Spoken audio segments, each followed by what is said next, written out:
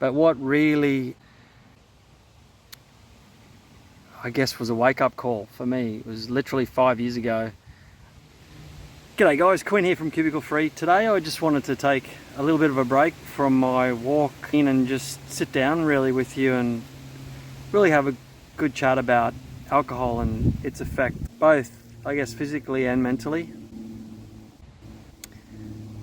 Yeah, the whole theme of my channel really, Cubicle Free, is living the best life you can and having adventures and connecting with others. So I think it's really important to talk about giving up alcohol, and it's literally my 5th anniversary today, 5th year of being alcohol free. So yeah, it's a bit of a celebration really. It definitely has been a good thing, but I want to give some context to my journey, and I think it's different for everybody. I'm not saying that everybody should give up alcohol, but I do think that for some people it's a good thing to have a look at. And so yeah, I think the reason why I really wanted to give up was I just didn't want to be addicted to anything. I was a relatively, I'd say a relatively moderate drinker, but and it really probably, I don't know how much it was affecting my health. I'd say quite a lot more than I thought, and in retrospect I certainly feel a lot healthier. So and I'll talk a little bit more about that as I get into it, but essentially I just loved drinking. I was brewing my own beer. I was brewing a pretty awesome IPA, and I loved every aspect of it. I loved creating the flavors, I loved drinking it, I loved getting a little bit pissed. I didn't love the hangovers, and I didn't love the impression I was giving to my kids about alcohol. I didn't want them to associate alcohol with any kind of mood change or anything like that. So that was a huge driver for me. But what really, I guess, was a wake-up call for me, it was literally 5 years ago. It was a special occasion. We were celebrating a birthday and we had a beautiful lunch. I went for a swim just afterwards. I thought, had a few beers and I was feeling really good, and just decided to go for a swim, and I nearly drowned, basically. Yeah, for some reason I'd experienced it many times before, but basically what I found was that it relaxed something that in my throat that meant that I sucked down a whole bunch of water, and also got caught in a little bit of a rip, and I was not swimming in the lifeguard area where the flags are. I was actually, which is probably something I wouldn't have necessarily done if I hadn't been drinking as well. So yeah, I was doing something risky, and I was just not breathing as well as I would have normally.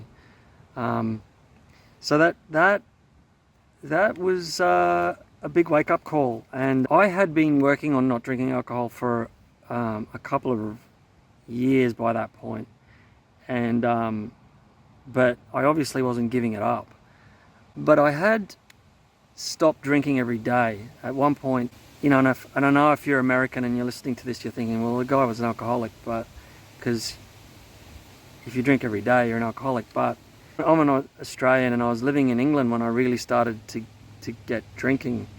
And honestly, to drink every day wasn't really even frowned upon, or it wasn't seen as a bad thing. It was really built into the culture.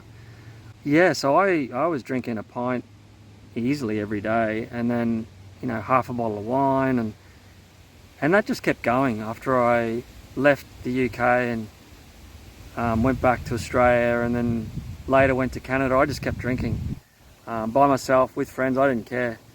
And yeah, so I had trimmed that back to weekends, and my weekends in my mind started on a Thursday, so I wasn't really even following that to a T, but I'd at least was giving it a 3-4 day break in between when I decided to just give it up. And the thing that really encouraged me to give it up was this book, which I highly recommend.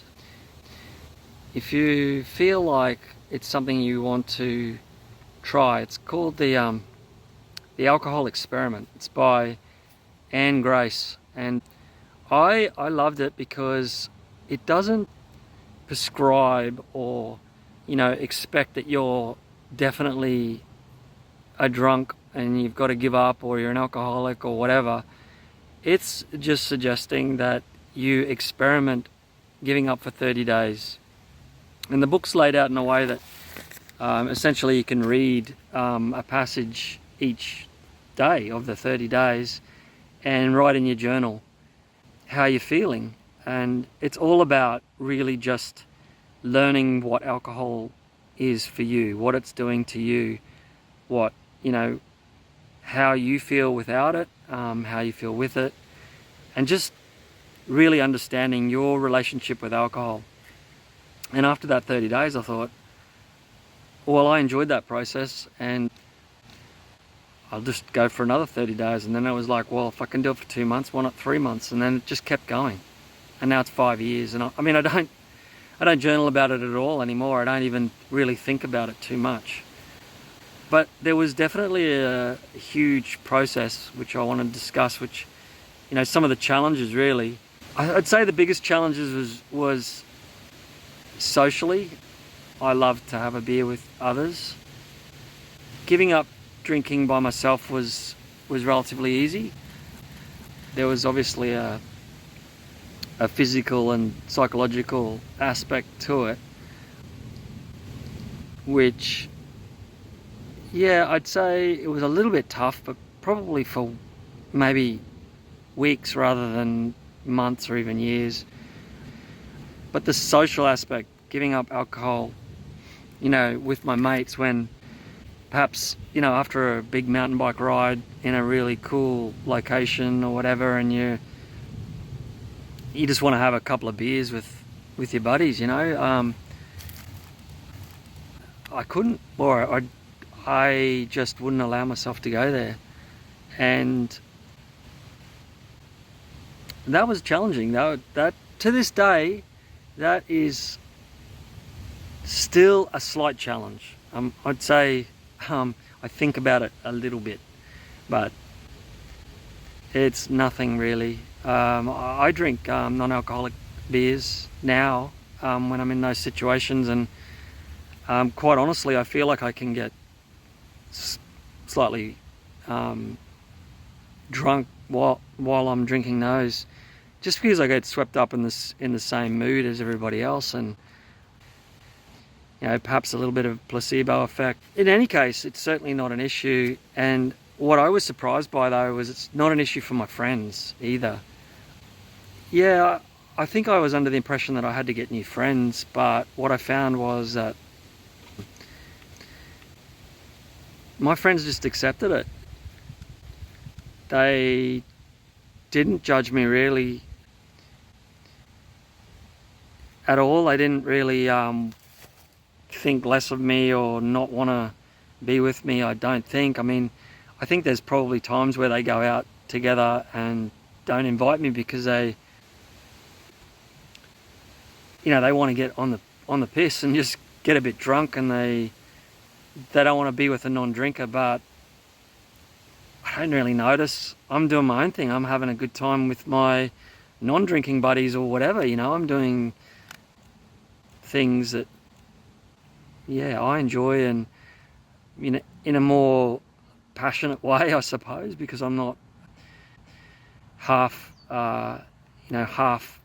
sick or the next day or whatever.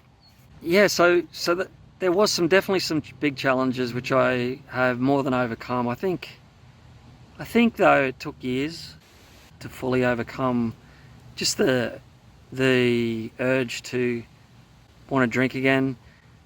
I've been in situations where I thought, oh, I'd really like to taste that wine or that beer. And honestly, I just ask the person if I can have a smell of it, and I can almost taste it when I do that. Because I did actually really love the taste of a really good beer or even a good wine. But on the flip side, the positives just far outweighed the negatives. I mean, almost instantly within weeks, the amount of fitness that I gained increased significantly.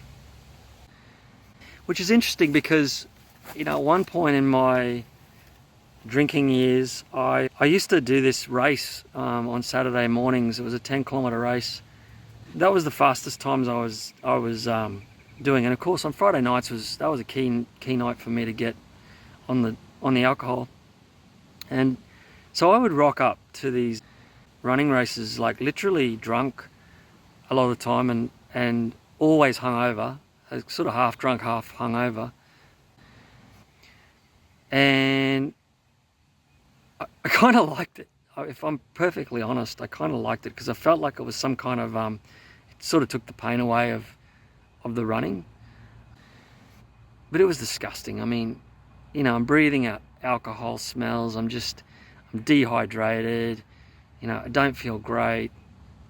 Really disgusting to think about it now. But at the time, I have to admit, I actually liked it. So fitness-wise, and energy-wise, I just had much more energy, and I think part of it is because I was sleeping better.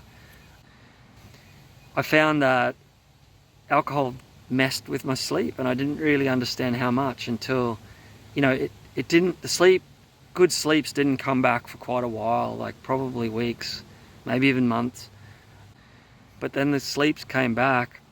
But I think the biggest positive thing for me was just feeling empowered. I've spoken about it recently in another recent video about peeling back the layers of an onion. This was a big layer of that onion. Yeah, so I just really want to encourage you, if you're thinking about giving up alcohol, there's lots of different types of, one size does not fit all when it comes to alcohol and giving it up. I've got a really good friend who goes to Alcoholics Anonymous. He's been dry for a long time, but in Alcoholics Anonymous, they call themselves alcoholics even after they've given up. I wouldn't consider myself in that category. I don't consider myself an alcoholic now, but I definitely think I had an issue, and depending on who you talk to, probably some would say I was an alcoholic. I don't know.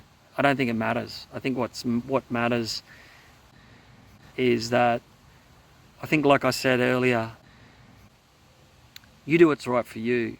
And that book that I mentioned at the start, The Alcohol Experiment, is just a great way to just see what it means for you, and see if it's something that you want to not have in your life, or see if it is something you want to have in your life. And I've actually got another good friend who did the Alcohol Experiment as well, and he still drinks. I also don't think he had a problem as much as I did. So he's doing what's right for him, for now. And maybe he'll review that later and change, and it's all good.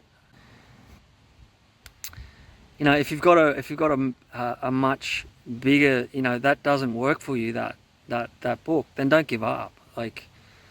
Or if you've tried anything else, I'd say that there's multiple ways to skin this cat, and Alcoholics Anonymous may be one of them. They, from what I understand of it, they have a very good, or very strong, it's obviously a tried and proven approach, let's just put it that way.